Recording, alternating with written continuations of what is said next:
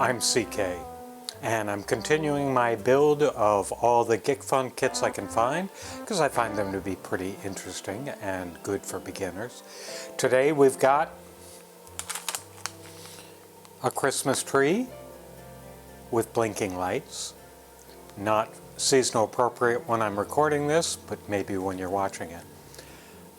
Hope you enjoyed the video. Here's the bag. Gikfun 3D Christmas tree, flash circuit LED made in China.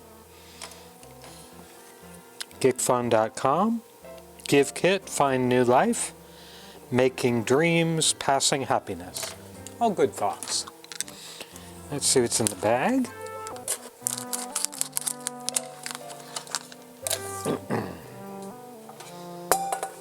I'll get a parts tray handy. Start with instruction sheet. Gikfun usually does a pretty good job with these.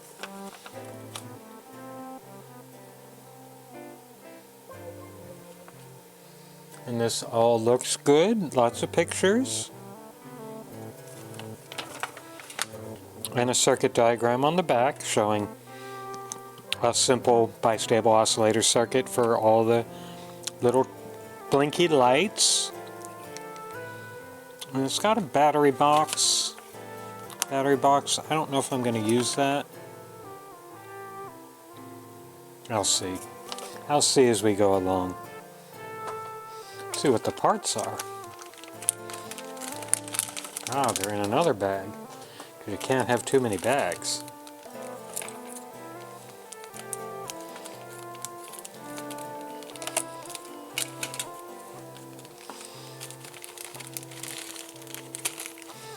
.5-volt USB power, bunch of LEDs, transistors and capacitors, and the power connector and a switch.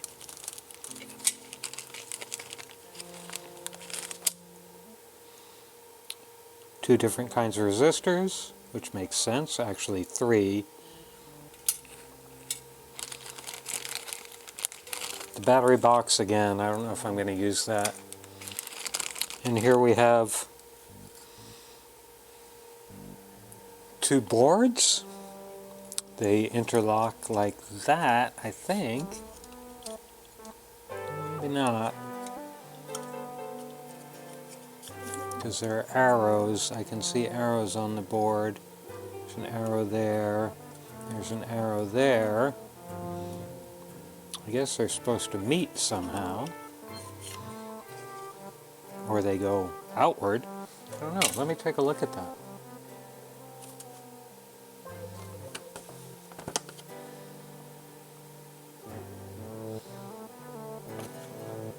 Yeah, they go outward. Huh, interesting.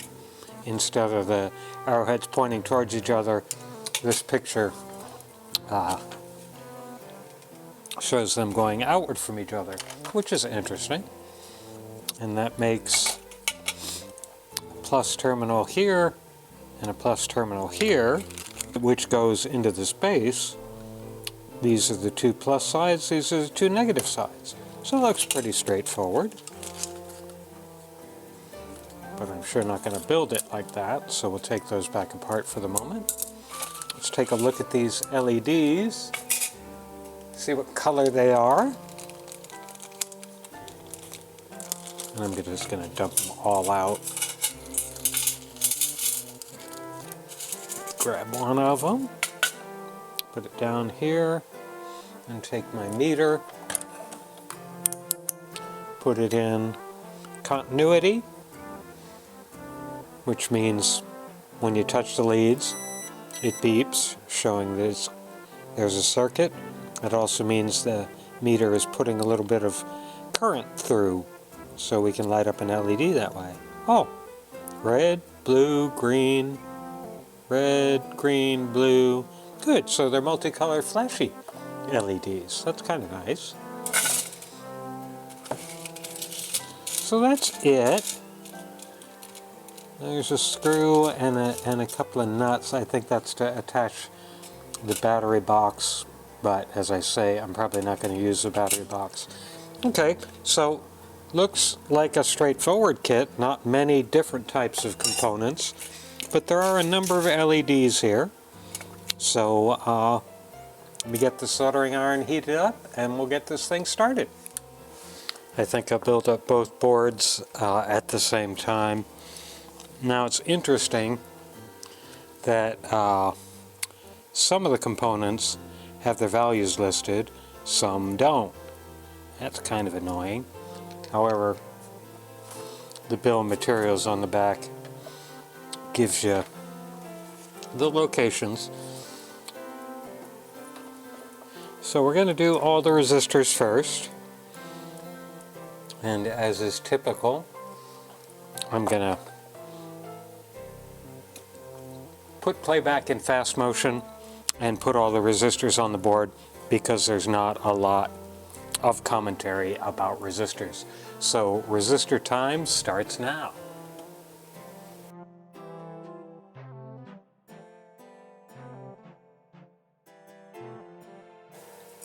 Here's all the resistors, and they're 1K and 10K with one 2.2K up here. So keep your eyes open.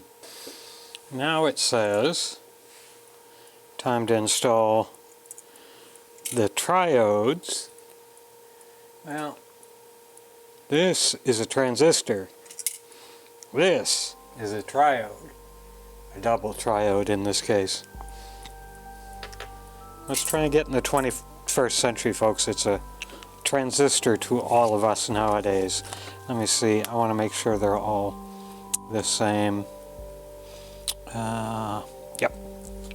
They're all the same. Now, they would like them to be laid flat against the board. So what you're going to want to do is put it in the right way with the flat side facing the flat side of the silk screening. Don't push them all the way down to the bottom of the board, but just get an idea of how much slack you'll need in the pins to allow it to lie down flat. And then just set it down like that. Don't push it all the way to the board and then bend it and pull the wires up while you're bending, because it could damage the transistor, or in the case of the capacitors, which we're going to do the same thing with, you could pull the capacitors loose, the leads loose from inside. So just look at it and eyeball, okay, looks like 1/8 of an inch, 2 or 3 millimeters, and flatten it out. I'm going to go ahead and solder these on each board as I get them done. The other thing I do have to say about this circuit board is I think it's a great circuit board for beginners, because as you can see, I can't get the solder in the right place. As you can see, the traces are really, really clear. You can see the electrical signal flow very easily. So as you go through the schematic, once you've built it and got it running, you can go from the schematic to actually tracing things on the board, which is nice. I think that's a very good thing for a beginner kit.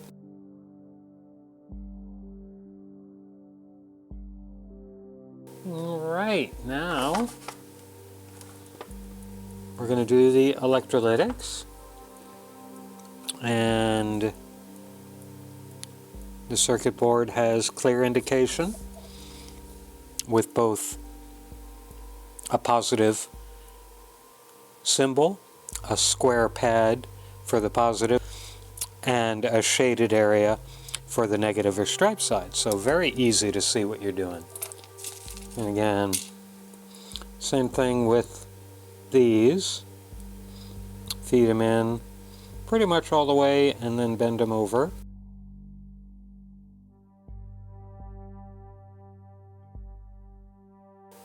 Next step, we're going to do all the diodes, and there's LEDs, and there's a lot of them, as you can see. The symbology on the board for these is not great. You can barely see the cathode line. The instruction sheet has the indication that, again, the square pad on this is positive, and we'll be putting them on same way, kind of like that, not seating them all the way, but bending them over so they kind of are on the edge of the PCB. So just like, because there's so many of them, just like the resistors, I'm going to go into fast motion and just put them all on. So enjoy fast motion.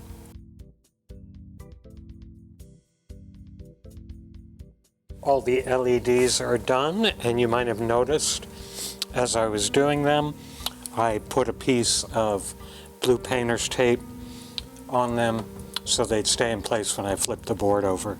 Now the build guide says we're far enough along that we can go ahead and test each half of the tree. So I got my little power supply.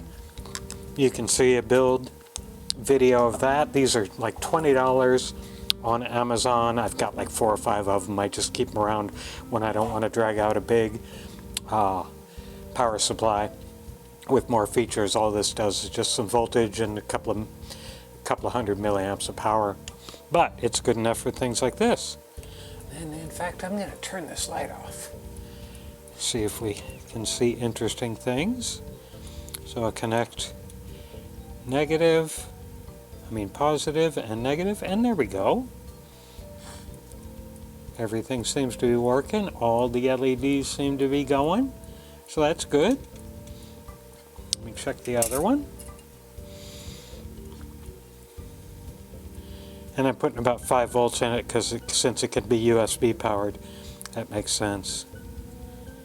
Okay. This is working too. All the LEDs are working. Great. I won't need this power supply anymore, so I'll go put it away. Next step is to do the 2 components on the base. And the first is the switch, and the switch has got a little notch on one side of it, and that notch matches the heavy line on the board. So I'm going to support it with my pinky and solder one leg. I'm going to take a look at it and make sure it's all flush and ready to go, and it is. Now these pins are a little close together. If you're having a youngster build this, this is probably the area that they're most likely to bridge a contact. So just double check this after they've done this step, or else they'll get frustrated when they plug it in and it doesn't do anything. Huh, now that's interesting. This is a power jack receptacle, but typically, as you can see here, the support pins, there are support pins that you solder in, and these are the power pins, but this one doesn't have any support pins. It's got the little nubs that go into these locating holes, but there's no support pins. That's too bad. Just makes it a little more prone to damage, but I don't think I'm going to be plugging and unplugging this Christmas tree very often, so I'll take the risk. Okay, that's that. What do we do next? Now we put the 2 boards together, and again, there's an arrow here and an arrow here, and they're supposed to be pointing away from each other, but both visible. So let me see if I can get this. And I didn't. Did I? No, I didn't get it right. Now I'm getting it right.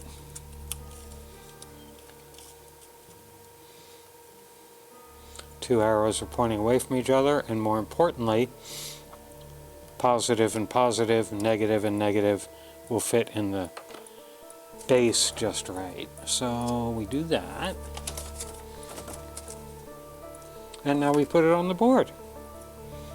So we will make triply sure that we're getting the positives and the positives and the negatives and the negatives.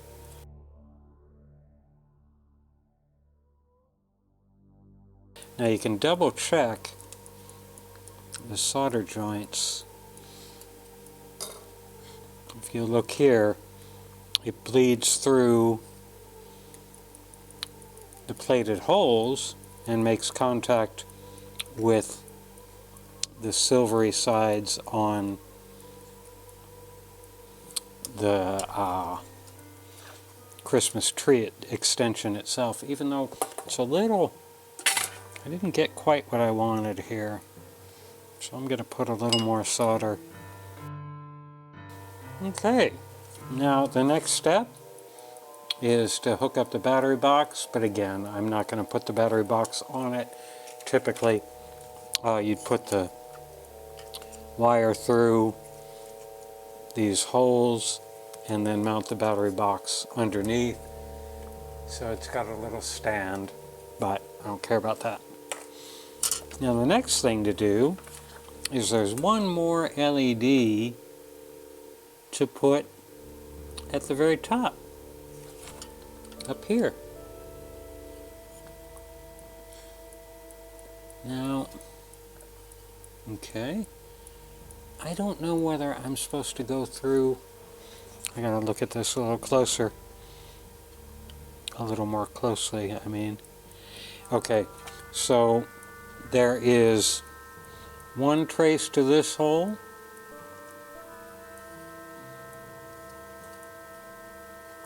and one trace to this hole, and those are the ones marked positive and negative, and there are no traces going to these two holes. I don't even know why those holes exist, but they do, but don't worry about them.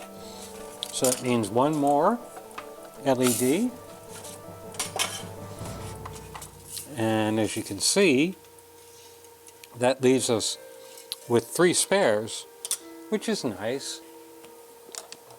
So we'll put this one through here.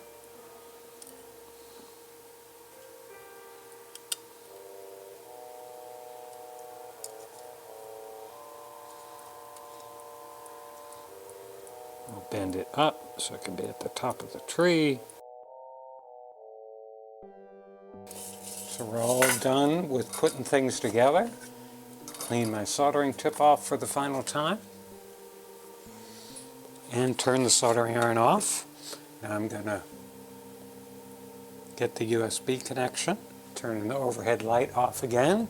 In fact, I'm going to turn the big overhead light off. I'm going to make sure the plug is, the power switch is out. Plug in the power. Hopefully I don't bust the connector off the board. That didn't go in very far. I don't like that much. Now we'll hit the power. Ta-ta-da-ta-da! Turn this other one off. It's a little twinkly Christmas tree for you. All different colors. So, I think this is a really good beginner kit, with one caveat to that I'll remind you of in a second, but it's not complicated.